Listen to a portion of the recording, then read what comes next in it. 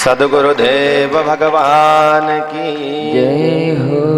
नमः पार्वती पतये हर हर महादेव। परम अनुग्रह भगवान का, माँ दधिमती का आप हम सबके ऊपर। सौभाग्य सबका है, आपका भी है और निश्चित ही हमारा भी है।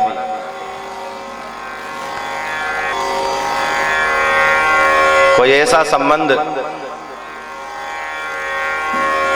इस स्थान से जुड़ा हमारे बीच में। गुरुदेव बैठे हैं धासड़ वाले, प्रणाम करता हूं। उन्हीं की प्रेरणा से और उनके ही प्रयास से मैं पहली बार इस स्थान से जुड़ा। जब मां दधिमती की यहां प्रतिष्ठा हुई और वो जो दिव्य आयोजन यज्ञ प्रतिष्ठा कर्म हुआ, उसमें मुझे भी अवसर मिला यहां इस आयोजन में सम्मिलित होने का। और उसका श्रेय हमारे धासड़ वाले गुरुदेव को जाता है कि उन्होंने ही मुझे इस स्थान से जोड़ा था। और फिर कोई मां की कृपा ऐसी रही कि मुझे यहां 2 यज्ञ करने के अवसर प्राप्त हुए और ये तीसरा यज्ञ पुनः मुझे करने का यह अवसर यहां पर मां की कृपा से प्राप्त हुआ। धन्य है आप सब। अभी 2-4 दिन पहले मैं किसी से कोई बात कर रहा था, उसमें मैंने कहा कि धन्य है दाधी समाज, और उससे भी बढ़कर धन्य है दाधी समाज के युवा। इन युवाओं ने जो अपना कर्तव्य निभाया है, युवा होने का भी और ब्राह्मण होने का भी। युवा तो हर समाज में है, लेकिन हर समाज के युवा ऐसे नहीं है जो दाधी समाज के युवा हैं। तो प्रशंसनीय है। मैं खुद उनका स्वागत करता हूं और साधुवाद देता हूं, क्योंकि आज के युवाओं की जो हालत है, जितना युवा मार्ग से भटका है उतना संसार में शायद ही कोई मार्ग से भटका हो। आधुनिक परिवेश ऐसा है जिसके कारण कहीं ना कहीं मन और मस्तिष्क विचलित हो गया है और कुमार्ग पे जाने के लिए प्रवृत्त हो गया है। तो ज्यादातर युवाओं की दशा दुर्दशा में बदलती जा रही है। लेकिन वास्तव में अथर्वानंदन युवा संघ धन्यवाद और साधुवाद का पात्र है, जिन्होंने इतना सुंदर आयोजन का ये बीड़ा अपने कंधे पे उठाया और पूरी श्रद्धा से, पूरे भाव से, पूरे समर्पण से। मैंने एक बात और कही कि अभी ये वर्तमान में गुप्त नवरात्रि का समय चल रहा है और दाधी समाज प्रायः कर्मकांड से जुड़ा हुआ है। युवा भी प्रायः सब कर्मकांड से जुड़े हुए हैं। वर्तमान में जो गुप्त नवरात्रि का समय है, ये ऐसा समय है कि इसमें सभी कर्मकांडी ब्राह्मणों के कहीं न कहीं कोई न कोई आयोजन होते हैं। और अर्थ किसको प्यारा नहीं लगता। सर्वे गुणाः कांचनमाश्रयन्ति। संसार के सारे जो सद्गुण हैं वो लक्ष्मी में वास करते हैं, ऐसा कहा जाता है, शास्त्र वचन है। तो धन किसको प्यारा नहीं लगता, सबको लगता है।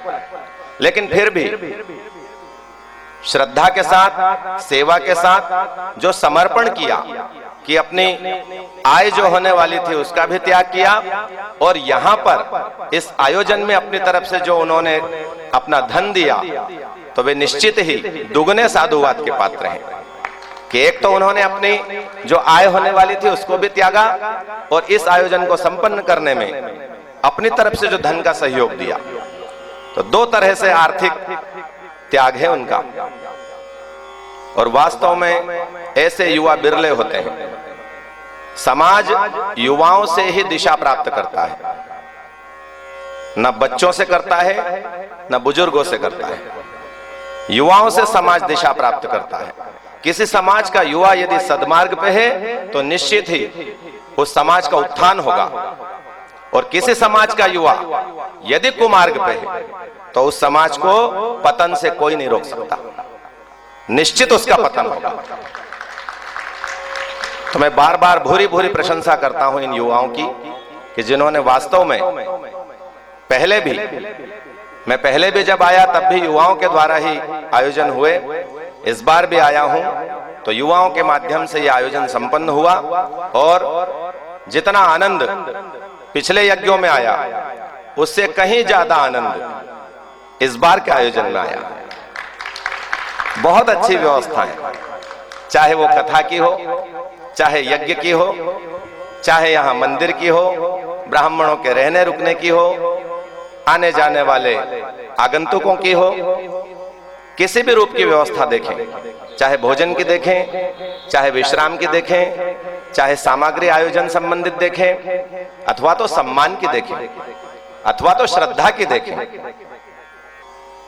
पूर्ण श्रद्धा से, पूर्ण भाव से, पूर्ण समर्पण से इन युवाओं ने जो इस आयोजन को संपन्न किया, बहुत बहुत साधुवाद के पात्र हैं। भगवान पुराण पुरुषोत्तम और मां दधिमती आप दाधी समाज के समस्त युवाओं पर ऐसी ही कृपा और ऐसी ही प्रेरणा बनाए रखें, ऐसे मैं आपसे प्रार्थना और मंगल कामना भगवती से करता हूं। और देखें, आपके ही समाज का एक युवा आपके समाज का तिलक बन के यहां बैठा है, यह भी आपके ही समाज का युवा है। कितना सुंदर भाव और कितनी सुंदर शैली भागवत को प्रस्तुत करने की। भगवान की कथाएं तो सभी करते हैं और कथाएं कोई बुरी नहीं होती, जो वक्ता कहे, वक्ता में भले बुराई हो पर भगवान की कथा में कोई बुराई नहीं होती। लेकिन देखें कितना सुंदर विवेचन, कितना भाव से, कितनी श्रद्धा से, कितनी आत्मीयता से श्रोता चाहे 2 रहें, 4 रहें, 10 रहें, 20 रहें, आज तो आप फिर भी इतनी संख्या में नजर आ रहे हैं, लेकिन शुरुआती दिनों में श्रोता कम रहे, उसके बाद भी भाव और श्रद्धा में कोई कमी नहीं हुई। जिस भाव से आज आपको कथा सुनाई, उसी भाव से शुरू दिन से जितने श्रोता रहे उतने श्रोताओं को उसी भाव से कथा सुनाई, इसलिए भी रौनक बधाई का पात्र है। अथवा तो वक्ता का मनोबल जो है, आत्मविश्वास जो है, वो कमजोर हो जाता है। जब श्रोता नहीं दिखते तो अंदर का भाव जो है वो गिर जाता है। लेकिन आपका आशीर्वाद है, मां दधिमती की कृपा है कि सुंदर भाव से, पूर्ण मनोयोग से और पूरे आत्मविश्वास से आज आपके सामने 7 दिन की कथाओं को बड़े सुंदर और रोचक तरीके से यहाँ आप सबके बीच में रखा। और कहते हैं ना कि पूत के पांव पालने में दिख जाते हैं। तो ये जो अभी तो शुरुआत है, जीवन की भी शुरुआत है और कथाओं की भी शुरुआत है। प्रारंभिक कथाओं में जो इतना सुंदर विवेचन किया है, तो आप सोचिए कि आने वाला भविष्य कितना उज्जवल होगा। और आप हम सब ये प्रार्थना करते हैं और ये आशीर्वाद भी देते हैं सब मिलके कि रौनक का जीवन वास्तव में रौनकमय हो, नई ऊंचाइयों को प्राप्त करे, दादी समाज का नाम संपूर्ण विश्व में रोशन करे। ऐसी प्रार्थना, ऐसी मंगल कामना। श्रीमद् भागवत अपने आप में पूर्ण ब्रह्म है। अच्छा, भागवत के बारे में आपको एक बात बताते हैं। कथाएं तो बहुत होती है,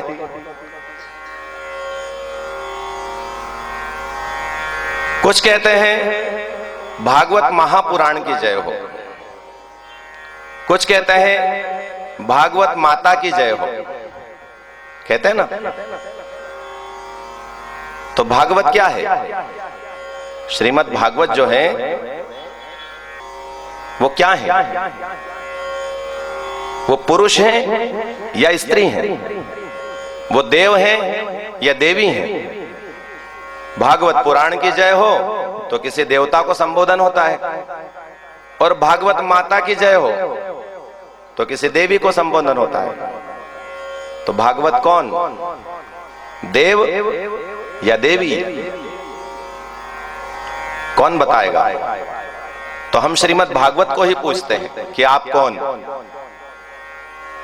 भाई कोई पुरुष है कि स्त्री है, हम थोड़े निर्णय कर पाएंगे, क्या कर लेंगे? अब कई बार कई लोग इतने सुंदर तैयार होके आते हैं स्त्री वेश में कि उनको देख के लगता है कि स्त्री ही है, और कई स्त्रियां इस तरह से तैयार होती है कि लगता है कि पुरुष ही है, दिखता है ना। तो फिर पूछना पड़ता है कि घर परिवार के सदस्यों से कि भैया ये बालक है कि बालिका है? तो फिर वो घर परिवार के सदस्य बताते हैं कि नहीं नहीं वो कपड़े ऐसे पहन रखे हैं पर ये बालिका है, अथवा तो कपड़े ऐसे पहन रखे हैं ये बालक है। तो हम भागवत को ही पूछते हैं कि आप कौन, आप पुरुष हैं कि स्त्री हैं? तो भागवत में लिखा इदम भागवतम पुराणम, श्रीमद् भागवत को इदम कह के संबोधित किया। और जो व्याकरण जानते हैं उनको पता होगा कि इदम जो है वो नपुंसकलिंग शब्द है, अयम जो है वो पुरलिंग है। यदि इसमें कहा होता कि अयम भागवतम पुराणम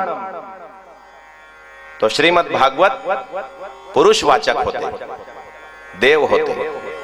यदि इसमें कहा होता कि इयम भागवतम पुराणम तो श्रीमद् भागवत को स्त्री माना जाता, देवी माना जाता। लेकिन नपुंसकलिंग रूप का प्रयोग किया है इदम शब्द का, इदम भागवतम पुराणम। तो इससे तय होता है कि भागवत न पुरुष है, न स्त्री है, न देव है, न देवी है, वो दोनों हैं। वो देव भी हैं, वो देवी भी हैं। कहा ना वदन्ति तत्त्वमिदस् तत्त्वं यज्ञान मद्वयम ब्रह्मेति परमात्मेति भगवान इति शब्दते। श्रीमद् भागवत को तत्व कहा है, उसमें कहा ये ब्रह्म है, ये परमात्मा है, और इन्हीं ब्रह्म और परमात्मा को हम भगवान कहते हैं। तो वास्तव में देखो ब्रह्म का कोई स्वरूप नहीं होता, ब्रह्म ना स्त्री होता है ना ब्रह्म पुरुष होता है। ब्रह्म अपने मन में जब विचार करता है एको हम बहुश्याम, इस प्रकार का जब मन में विचार आता है तो वो पुरुष भी हो जाता है और वो स्त्री भी हो जाता है। हम भगवान के लीला अवतारों की कथा में सुनते हैं कि भगवान ने स्त्री का रूप धारण किया, हम सुनते हैं कि भगवान ने पुरुष का रूप धारण किया। तो ब्रह्म जो होता है वो न स्त्री होता है न पुरुष होता है, वो नपुंसकलिंग रूप में होता है, अर्थात वो पुरुष भी होता है और वो स्त्री भी होता है। इसलिए हम भागवत को दोनों रूप में संबोधित कर सकते हैं। जो कहते हैं कि भागवत महापुराण की जय हो वो भी सही है, और जो कहते हैं कि भागवत माता की जय हो वो भी सही है। दोनों रूप भागवत के सही है। भागवत अपने आप में एक पूर्ण यज्ञ है, लेकिन उसके बाद भी यहां पर दिव्य यज्ञ का आयोजन किया, शतचंडी महायज्ञ, और वो भी होमात्मक, कठिन है, सामग्री में भी, संपत्ति में भी और व्यवस्था में भी। लेकिन युवा संघ ने बहुत जागरूकता के साथ इस संपूर्ण यज्ञ को संपन्न किया, और तीनों रूप यहां पर यज्ञ के हमको देखने को मिले। यज्ञ के तीन अर्थ हैं, देव पूजा, दान और संगतिकरण। जहां पर देवताओं का आवाहन करके पूजा की जाती है उसको भी यज्ञ कहते हैं, जो यहां यज्ञशाला में संपन्न हुआ। दूसरा अर्थ है यज्ञ शब्द का दान। आप सब ने इस आयोजन को भव्यता प्रदान करने के लिए अपने द्वारा जो दान किया वो भी यहां पर देखने को मिला। और यज्ञ का तीसरा अर्थ है संगतिकरण। आप सब यहां जो एकत्र हुए हैं, ये संगतिकरण जो है श्रीमद् भागवत में, ये भी यज्ञ का ही एक अर्थ है। तो यज्ञ के तीनों रूप यहां पर संपन्न आपने किए हैं, इसलिए भी राधे समाज और युवा संघ बहुत बधाई का पात्र है। मैं अपने तरफ से इस संपूर्ण आयोजन के प्रति अपनी पूर्ण प्रसन्नता व्यक्त करता हूं। हम सब ब्राह्मण यहाँ आए और हमने पूरी तरह से प्रसन्न होकर यहाँ पर 7 दिन का निवास किया। कभी हमारे मन में ऐसा नहीं लगा कि यहाँ किसी भी व्यवस्था में कोई कमी है।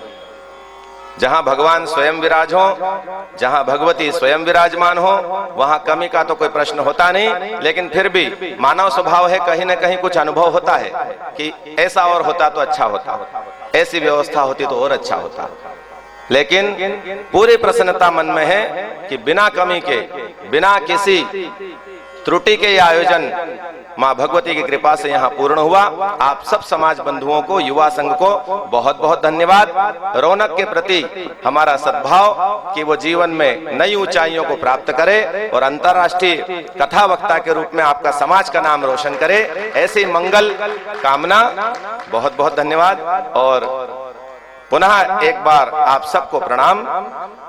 दधिमती मैया की जय, यज्ञ नारायण भगवान की जय।